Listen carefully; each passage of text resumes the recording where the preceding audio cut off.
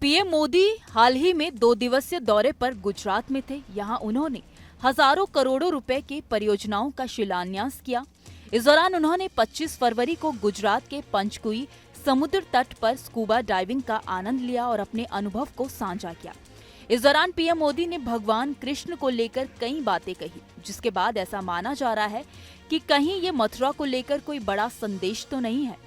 प्रधानमंत्री नरेंद्र मोदी गुजरात के द्वारका में समुद्र में गहरे पानी के अंदर गए और उस स्थान पर प्रार्थना की जहां जलमग्न द्वारका नगरी है। इस दौरान पीएम मोदी मोर के पंख को साथ लेकर गए, जिसे श्री कृष्ण को अर्पित किया गया। द्वारका नगरी के दर्शन के बाद पीएम मोदी ने कहा कि यह एक समुद्र की डुबकी नहीं बल्कि समय यात्रा थी।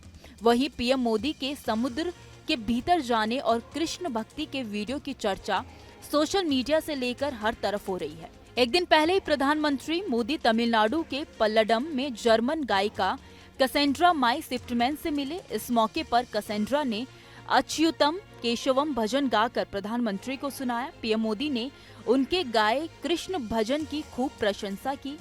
पीएम मोदी की राम भक्ति के साथ ही कृष्ण भक्ति भी दिखाई पड़ रही है। पीएम मोदी ने राम मंदिर का उद्घाटन कर पूरे देश को एक सूत्र में पिरोया। उद्घाटन से पहले कई मंदिरों में जाकर दर्शन किए। वहीं अब देश भर में लोकसभा चुनाव होने जा रहे हैं। ऐसा माना जा रहा है कि चुनाव से पहले आस्था और विकास के सहारे बीजेपी इस चुनाव में 370 के आंकड़े को पार करना चाहती है। वहीं बीजेपी के भीतर अयोध्या के बाद मथुरा को लेकर भी चर्चा तेज हो गई है। पीएम मोदी ने कहा है कि मुझे देवकाज का सौभाग्य मिला है। मैंने समंदर में जाकर द्वारका जी के दर्शन किए, द्वारकाधीश की दिव्यता को महसूस किया। सुदर्शन सेतु का लोकार्पण करना मेरा सौभाग्य है।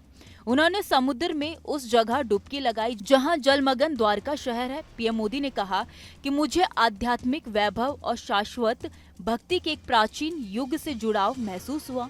भगवान श्री कृष्ण हम सभी को आशीर्वाद दें। इससे पहले पीएम मोदी ने द्वारकाधीश मंदिर में पूजा अर्चना की। प्रधानमंत्री ने बेट द्वारका मंदिर में भी दर्शन पूजन किए। उन्होंने सुदर्शन सेतु का शुभारंभ किया। इस सेतु के दोनों ओर श्री भगवद गीता के श्लोकों और भगवान कृष्ण की छवियों से सुसज्जित एक पैदल पथ है। बेट द्वारका में भगवान कृष्ण का मंदिर है। यह मंदिर 500 साल पुराना है। द्वारका के लोग बताते हैं कि एक बार पूरी द्वारका नगरी डूब गई, लेकिन बेट द्वारका बची रही। इसका एक हिस्सा समुद्र के छोटे टापू पर मौजूद है। बताया जाता है कि समुद्र का जल यहाँ स्थिर है। वहीं पीएम मोदी ने तमिलनाडु के पल्लडम में जर्मन गायिका कैसेंड्रा से मंगलवार को मुलाकात की। कैसेंड्रा ने पीएम मोदी को अच्युतम केशवम भजन गाकर भी सुनाया। पीएम मोदी भी उनकी गायिका को सुनकर काफी मंत्रमुग्ध नजर आए। उन्होंने इसका वीडियो भी सोशल मीडिया पर पोस्ट किया, जो कि अब तेजी से वायरल हो रहा है।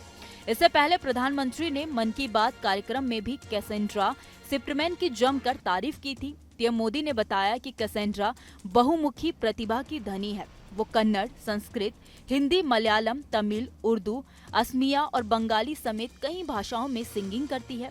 पीएम मोदी जनवरी के महीने में केरल के 2 दिवसीय दौरे पर गए और वह गुरुवायूर मंदिर गए। भगवान श्री कृष्ण के प्रसिद्ध इस मंदिर में पीएम मोदी ने पूजा अर्चना की।